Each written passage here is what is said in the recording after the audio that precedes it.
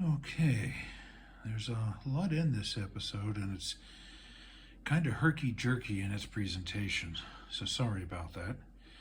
So to give a sort of introduction, I'm incongruously pointing this at a 500 yen Godzilla coin bank that I picked up in Japan, and explaining. The first bit is flipping over 86,000 miles. I didn't do a very good job of it this time. I did capture the flip over, but it's kind of hard to tell what's going on. The second bit is me finally successfully using the plug-in here, making a huge difference on starting Hare Cougar when it's below 0 Fahrenheit. And the third bit is an attempt to do three things. Change the universal joints,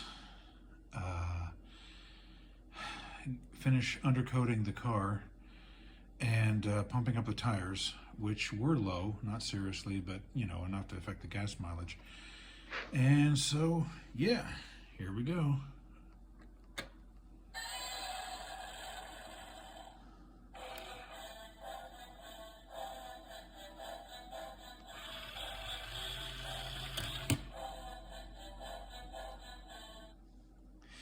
That never grows old.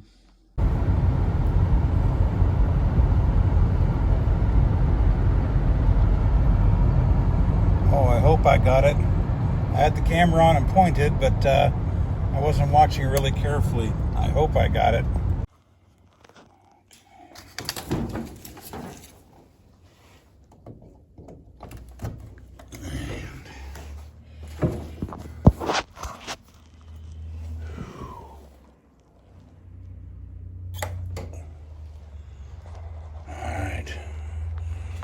Looks like we finally got it right. I'll check for smoke and small fires off the camera. Looks like I spoke too soon. One has to turn on that switch and this switch. Now I finally have it right. 2 below. Wonderful, beautiful Minnesota weather. Okay, guys. Cold start. Cold start indeed. 2 below. It's been plugged in for over a half hour, and apparently properly this time.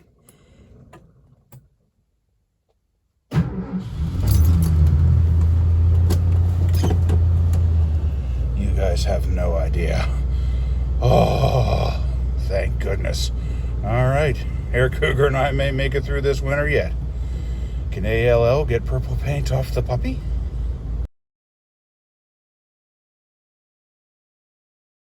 Okay, very surprised they had these universal joints in stock. 354 front and 434 back near the differential. 434, that number follows me around in my life for some reason.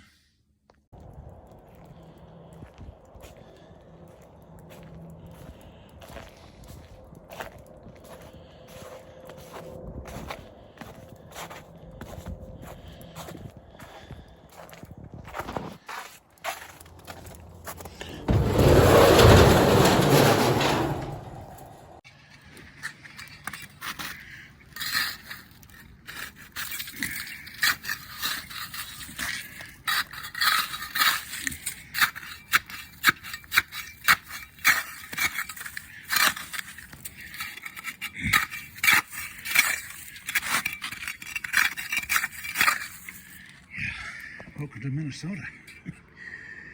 Okay, we're here at Harbor Freight, Mecca for middle-aged men.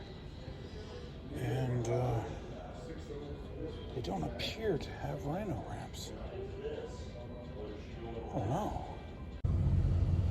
Okay guys, thought I'd let you know what's going on here. I tried to do this work before. I jacked up the car on the jack, and that was genuinely unsafe. Feels strange for me to say something like that, but it was. And then so I bought some not Rhino ramps, and I was going to do the work last night, but it was too cold. The spirit was willing, but the flesh was weak. And my friend here Good Lord, I'm blanking on his name.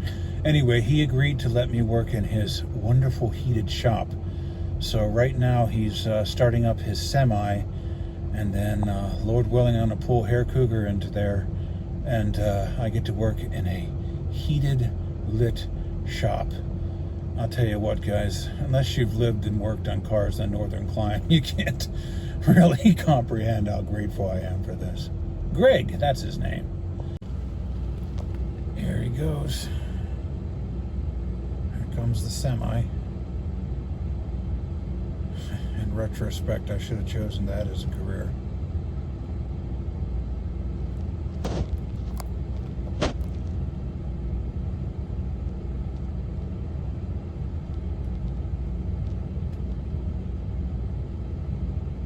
Even with the unions broken, I'm sure articulated lorry drivers do much better than a physicist in this environment.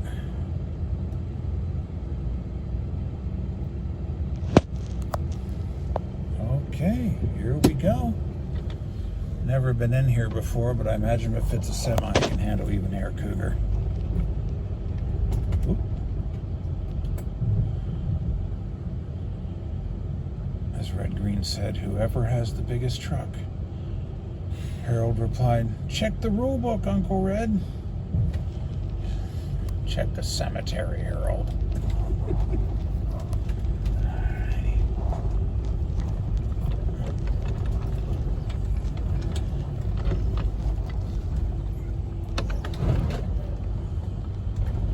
Oh, wow. Nirvana. Yeah. Wanted to check the trans fluid here. It's shuddering a little bit uphill.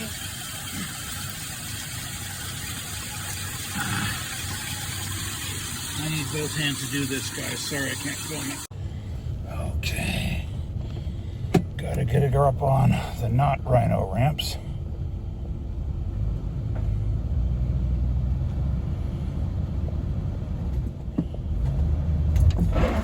There we go. Still got it.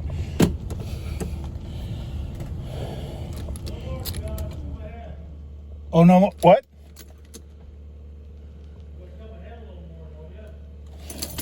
Let me see. Oh, yeah, you're right.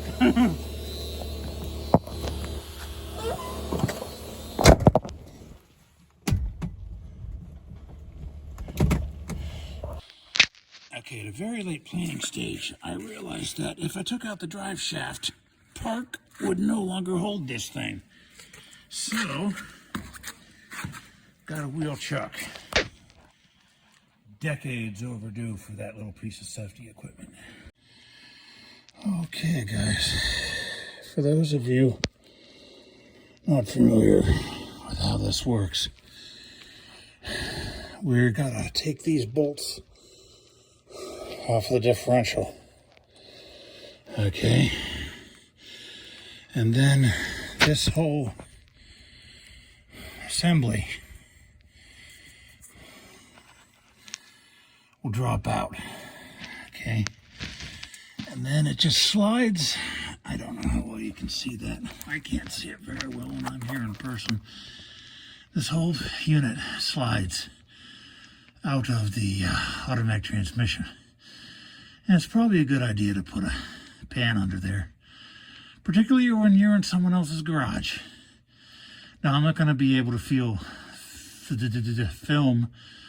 much of all of this because I'm going to need two hands and try not to have this drive shaft hit me in the face. Okay, we'll pick you up later, Lord willing, when we have this out. Okay, guys, getting down to it. I was able to do the rust proofing, all four tires and parts of the undercarriage. I'm going to state again, I know I said this before, but the extraordinary state of preservation of Hair Cougar. Yeah. Next, we got to pump up the tires. Pump up the tires, pump up the tires, pump up the tires. Okay, I use this tire pump because, you know, there are easier ways to do it, but this thing always works. And it's good to have a good tire gauge. This is a slime. Literally, it's called a slime. And this seems to be great. I had one, I remember, it's in front of the GI, talking with a Japanese postdoc, and he said, I handed him my tire gauge. He took one reading it and said, "Thank you," and handed it right back because it was so inaccurate. Never forgot that. Okay, we got a little more to talk about the ball joints. I'll be in a bit. Okay, one thing here. If you try and pump, you get a great deal of resistance. Take out the valve stem and wiggle it till you get a better grip, because that's what's going on. Probably don't want to wiggle that stem too much because it might come out or break. And then, there you go. That easy. Took me a while to figure that out. Okay. Final bit about the universal joints. I got the five bolts out in the back. They're 9/16 if anyone needs to know. And the rear shaft wouldn't drop. That's weird. That's really weird. I tried to persuade it a little bit, but all I got to do is leak some differential fluid. So I put it all together, and I checked the front end, and there's no mechanism to make the front one drop either. So what I'm thinking, and this is bizarre, there are U-bolts on two opposing sides of the universal joints, both front and rear. I think you got to pop those out, then pop the caps out, then wiggle it out on both ends, then the shaft will drop, and you can change the other two by in the traditional manner. Yeah, there's room for pins on the ends here, and the pins, I can show you the pins, can't I? Yeah. The pins, wow, what happened here? The pins fit in the caps here, inside of grooves in the thingamajiggies. These things fit in, and that holds them in place. Now, if your U-joint does not wiggle properly when you do that, you need to thin these pins. Just put them on a rasp file. Couple of passes. I mean, you only need a few thousandths of an inch, literally. I'm not, no hyperbole there. And you can, then they'll start wiggling, and then you're perfect. I'd hang on to the original pins. I wouldn't throw them away in case you need them, and they fit perfectly. Now, this thingy here is for greasing the U-joints, and you should do this every once in a while on your car. Every, I don't know, probably 20,000 miles is good enough.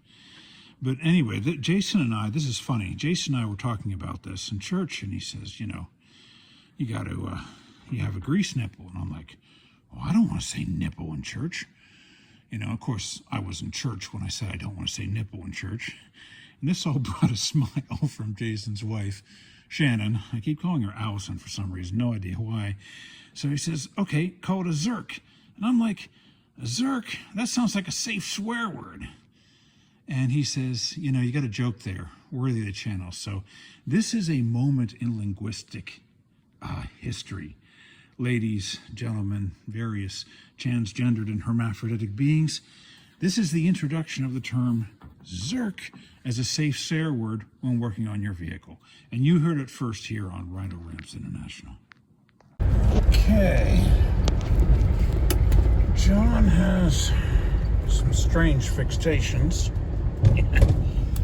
No joke. And one of them is memorizing shortcuts.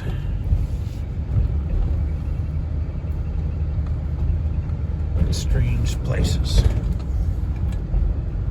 For instance, I know the way to get the back way into Victor, New York.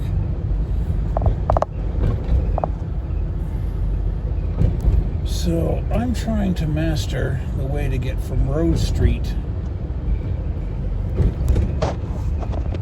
to the church on Bixby. Now, last time I almost made it.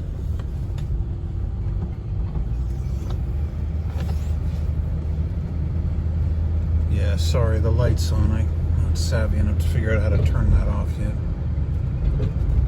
I think I ignore this first turn. Yep.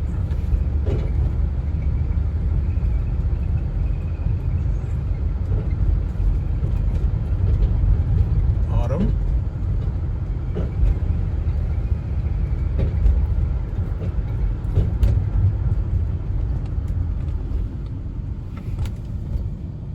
I can't read that.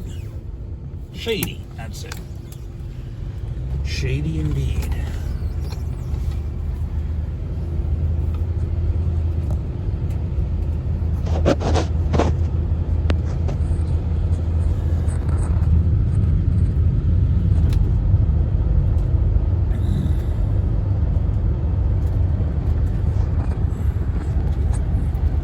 It's hard to hold a camera and steer at the same time.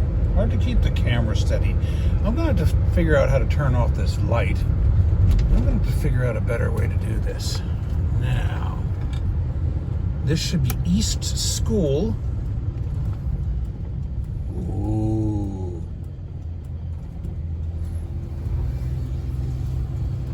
This is Maine.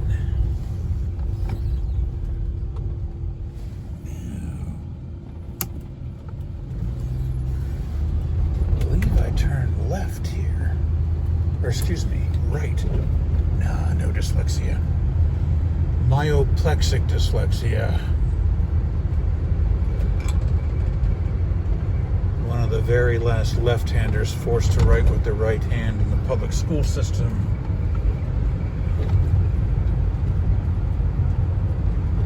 Seriously.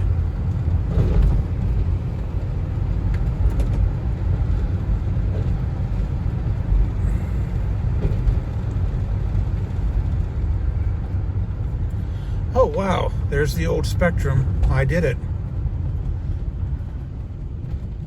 Crossing with no great control. Always makes one feel warm and fuzzy. And here's Bixby. I did it. Alrighty. Okay. I'm at the church. Spending New Year's Eve at a church party at the church. Something seriously wrong with my life. Anyway, just listen to that motor. When a motor runs that well, everything's all right.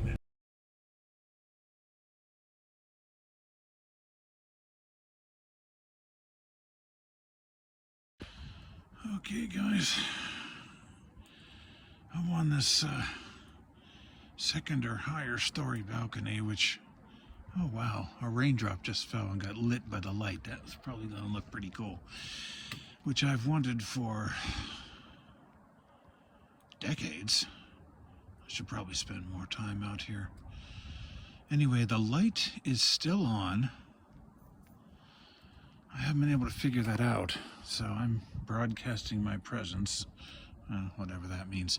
Anyway, it's New Year's Eve, and the past two New Year's Eves I've been here. Wow, been here a while, haven't I? Right at midnight, there's a thunderous explosion followed by a redneck yell of jubilation and triumph. And I really wanted to capture that one for you, so I'll keep filming continuously, and I'll probably only edit in the pretty magical moment here. Quite literally any time now. Any second now. I can't check the time because I'm using my phone to film.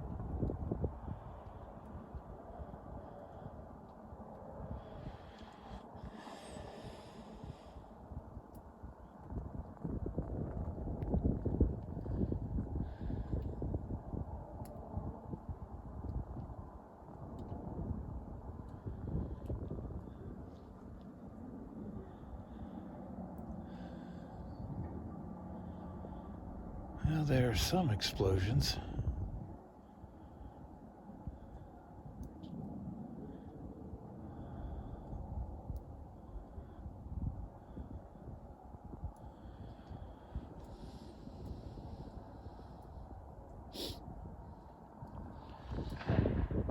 Boom!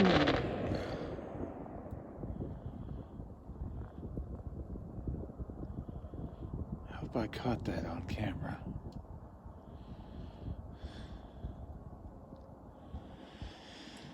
I guess it's 2023.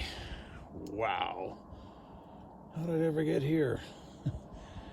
One day at a time, just like everyone else. Okay, guys, well, I guess that's it for this episode. Bit in it. I think it's a good one. Yeah, I think it's a good one. Okay, keep between ditches, everyone, and Happy New Year.